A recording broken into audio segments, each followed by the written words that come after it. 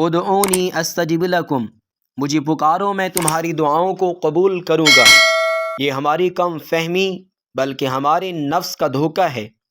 ہم اپنے کمزور اور کچی تدبیروں پر بھروسہ کرتے ہیں اور اپنے رب کی طرف نہیں دیکھتے اور مالک دو جہاں سے مدد نہیں مانگتے، بلکہ ہم اپنے آپ کو خود کفیل سمجھتے ہیں۔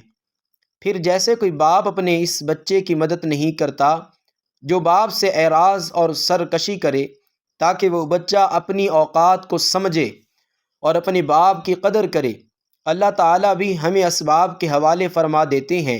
خود پہچانو، جہاں تک پہنچ سکتے ہو پہنچو۔ اور یہ تو پکی بات ہے کہ اللہ تعالیٰ کی مدد کے بغیر دنیا اور آخرت میں غم اور مایوسی کے علاوہ کچھ ہاتھ نہیں آتا۔ وہ لوگ جو اللہ تعالیٰ سے اعراض کے باوجود اس دنیا میں مرادیں پاتے ہیں، ان کے حال سے ہمیں تردد میں نہیں پڑنا چاہیے، کیونکہ ان کو اللہ تعالیٰ کی طرف سے مہلت مل رہی ہے، اور اگر وہ اللہ کی طرف رجوع نہیں کرتے تو ایک روز اس جہان میں نہیں تو اگلے جہان میں ضرور ان کو شدید مایوسی کا سامنا کرنا پڑے گا۔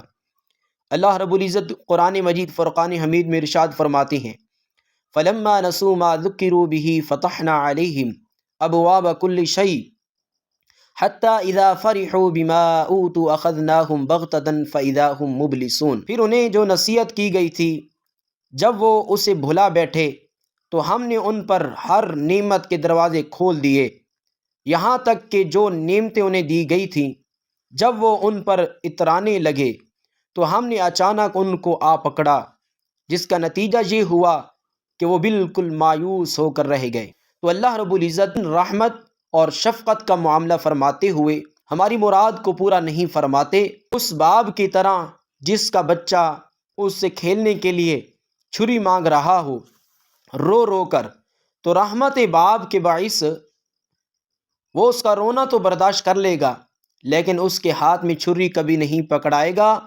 یا کوئی ماں اپنے نجاست میں لپٹے ہوئے بچے کو نہلا رہی ہو اور بچے کو لگ رہا ہو کہ وہ ڈوب رہا ہے اور وہ رو رو کر کہہ رہا ہو، ماں مجھے مت نہلا، مجھے اس پانی سے نکال، لیکن ماں اپنی محبت کی وجہ سے اس کو نہلاتی رہے گی یہاں تک کہ وہ بالکل صاف ستھرا ہو جائے۔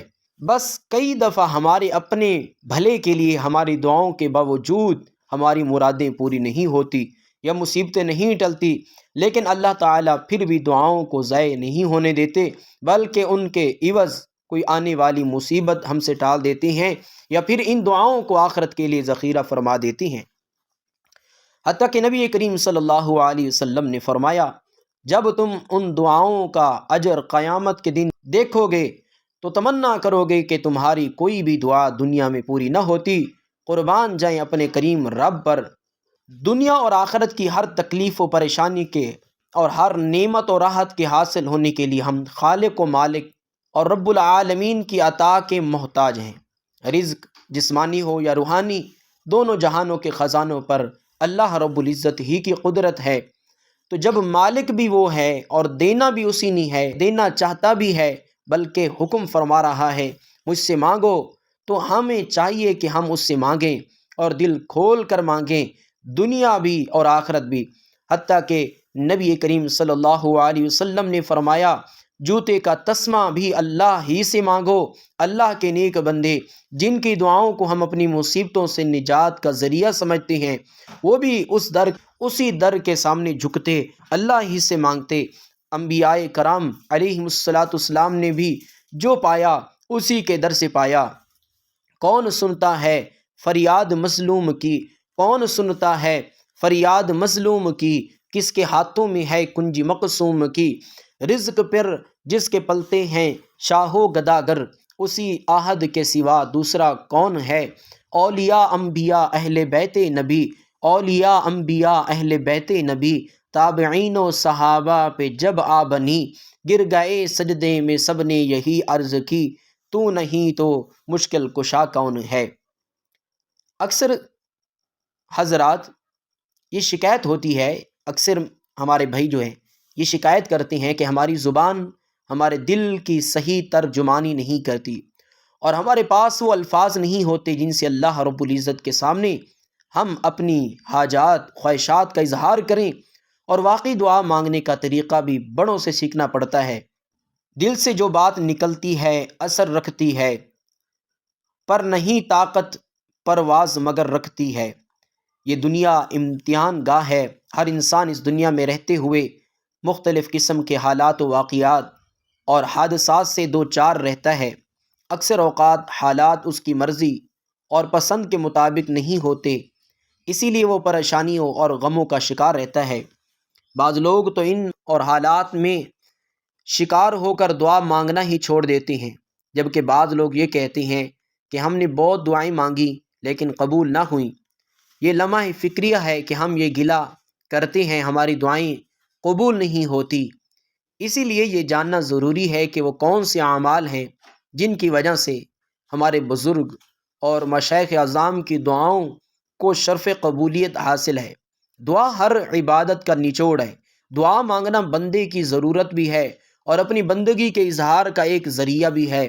دعا سے بندے کی ضروریات تو پوری ہوتی ہی ہیں، لیکن ساتھ یہ قرب الہی کا ایک ذریعہ بھی بن جاتی ہے۔ لہٰذا یہ ضروری ہے دعا مانگنے والے کو دعا کی اہمیت کا اندازہ ہو اور ان آداب و شرائط کو اپنی طرف اچھی طرح جانتا ہو جن سے دعائیں قبول ہوتی ہیں۔ ارشاد باری تعالی ہے، وقال ربکم ادعونی استجب لکم ان الذین یستکبرون عن عبادتی سیدخلون جہنم داخرین۔ اور تمہارے پروردگار نے کہا ہے، مجھے پکارو میں تمہاری دعائیں قبول کروں گا، بے شک جو لوگ تکبر کی بنا پر میری عبادت سے منہ موڑتے ہیں وہ ذلیل ہو کر جہنم میں داخل ہوں گے۔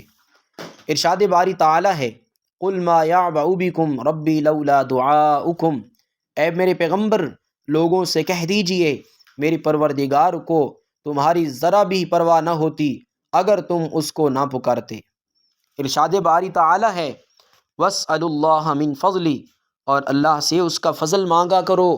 ارشاد باری تعالی ہے، ادعوا ربکم تضرعا وخفیا انہ لا يحب المعتدین۔ تم اپنے پروردگار کو عاجزی کے ساتھ اور چھپ چھپ کر پکارا کرو، یقیناً وہ حد سے گزرنے والوں کو پسند نہیں کرتا۔ ارشاد باری تعالی ہے، وادعوہ خوفا وطمعا ان رحمت اللہ قریب من المحسنین۔ اور پکارو اس کو ڈرو اور توقع سے، بے شک اللہ کے رحمت نزدیک ہے نیک کام کرنے والوں سے۔ وَإِذَا سَأَلَكَ عِبَادِي أَنِّي فَإِنِّي قَرِيبٌ أُجِيبُ دَعْوَةَ الدَّاعِ إِذَا دَعَانِ۔ اور اے میرے پیغمبر جب میرے بندے آپ سے پوچھیں، میرے بارے میں سوال کریں، تو آپ ان سے فرما دیجئے کہ میں اتنا قریب ہوں کہ جب کوئی مجھے پکارتا ہے تو میں پکارنے والے کی پکار سنتا ہوں۔ ارشاد باری تعالی ہے، فَلَوْلَا إِذْ جَاءَهُمْ بَأْسُنَا تَضَرَّعُوا وَلَكِنْ قَسَتْ قُلُوبُهُمْ۔ پھر ایسا کیوں نہ ہوا جب ان کے پاس ہماری طرف سے سختی آئی تھی، اس وقت وہ عاجزی کا رویہ اختیار کرتے، بلکہ ان کے دل تو اور بھی سخت ہو گئے۔ ارشاد باری تعالی ہے، وَآتَاكُم مِّن كُلِّ مَا سَأَلْتُمُوهُ۔ اور تم نے جو مانگا اس نے اس میں سے جو تمہارے لیے مناسب تھا تمہیں دے دیا۔ وَقُل رَّبِّ أَدْخِلْنِي مُدْخَلَ صِدْقٍ وَأَخْرِجْنِي مُخْرَجَ صِدْقٍ وَاجْعَلْنِي مِن لَّدُنكَ سُلْطَانًا نَصِيرًا۔ اور یہ دعا کرو، یا رب مجھے جہاں داخل فرما اچھائی کے ساتھ داخل فرما، اور جہاں سے نکال اچھائی کے ساتھ نکال، اور مجھے خاص اپنے پاس سے ایسا اقتدار عطا فرما جس کے ساتھ تیری مدد ہو۔ ارشاد باری تعالی ہے، فَادْعُوا اللَّهَ مُخْلِصِينَ لَهُ الدِّينَ وَلَوْ كَرِهَ الْكَافِرُونَ۔ اے لوگو اللہ کو اس طرح پکارو کہ تمہاری تابعداری خالص اسی کے لیے ہو، چاہے کافروں کو کتنا برا لگے۔ ارشاد باری تعالی ہے، هُوَ الْحَيُّ لَا إِلَٰهَ إِلَّا هُوَ فَادْعُوهُ مُخْلِصِينَ لَهُ الدِّينَ۔ وہی سدا زندہ ہے، اس کے سوا کوئی معبود نہیں، اسی لیے اس کو اس طرح پکارو کہ تمہاری تابعداری خالص اسی کے لیے ہو۔ دعا کی فضیلت احادیث سے۔ سیدنا علی المرتضیٰ رضی اللہ تعالیٰ عنہ سے روایت ہے کہ نبی کریم صلی اللہ علیہ وسلم نے فرمایا، دعا مومن کا ہتھیار ہے اور دین کا ستون ہے۔ اور آسمانوں اور زمینوں کی روشنی ہے، اور آسمانوں اور زمین کی روشنی ہے۔ حضرت ابو ہریرہ رضی اللہ تعالیٰ عنہ سے روایت ہے کہ نبی کریم صلی اللہ علیہ وسلم نے فرمایا، جو شخص اللہ تعالیٰ سے نہیں مانگتا اللہ اس سے ناراض ہوتے ہیں۔ حضرت ابو ہریرہ رضی اللہ تعالیٰ عنہ سے روایت ہے کہ نبی کریم صلی اللہ علیہ وسلم نے فرمایا، اللہ تعالیٰ کے ہاں دعا سے زیادہ معزز کوئی عمل نہیں۔ حضرت نعمان بن بشیر رضی اللہ تعالیٰ عنہ سے روایت ہے کہ نبی کریم صلی اللہ علیہ وسلم نے فرمایا، دعا عبادت ہی ہے۔ حضرت انس رضی اللہ تعالیٰ عنہ سے روایت ہے کہ نبی کریم صلی اللہ علیہ وسلم نے ارشاد فرمایا، دعا کرنے میں عاجز نہ بنو، کیونکہ دعا کے ساتھ ہوتے ہوئے ہر گزر کوئی شخص ہلاک نہیں ہوا۔ حضرت انس رضی اللہ تعالیٰ عنہ سے روایت ہے کہ نبی کریم صلی اللہ علیہ وسلم نے فرمایا، دعا عبادت کا مغز ہے۔ سیدنا عائشہ صدیقہ رضی اللہ تعالیٰ عنہ سے روایت ہے کہ نبی کریم صلی اللہ علیہ وسلم سے پوچھا گیا، کون سی دعا افضل ہے؟ اللہ کے محبوب نے فرمایا، وہ دعا جو بندہ اپنے لیے کرتا ہے۔ ہم سب کی دعاؤں کو اللہ رب العزت شرف قبولیت عطا فرمائے۔